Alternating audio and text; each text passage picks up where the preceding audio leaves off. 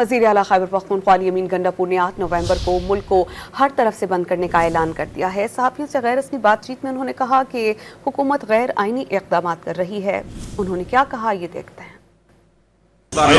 पूरे पाकिस्तान से ऐसा करेंगे ना, पूरे पाकिस्तान को हर तरफ से बंद करेंगे हर चीज को, क्योंकि अब ये हुकूमत जो है जिस तरफ जा रही है और बार बार आइन को भी तोड़ रही है और मर्जी की तरमीम करके इक़दाम इन्होंने बनाया हुआ है। सर कब तक इम्कान है? पक्का बंदोबस्त करना पड़ेगा। कब तक बंदोबस्त आप करके जाएंगे तो इस दफा वो स्ट्रेटेजी क्या होगी कि आपके लोगों को उधर रोका ना जाए, गिरफ्तार न किया जाए? मैं आपको नहीं बताऊंगा। कब तक इम्कान है सर जाने का? तो फिर ऐलान करेंगे ना। अच्छा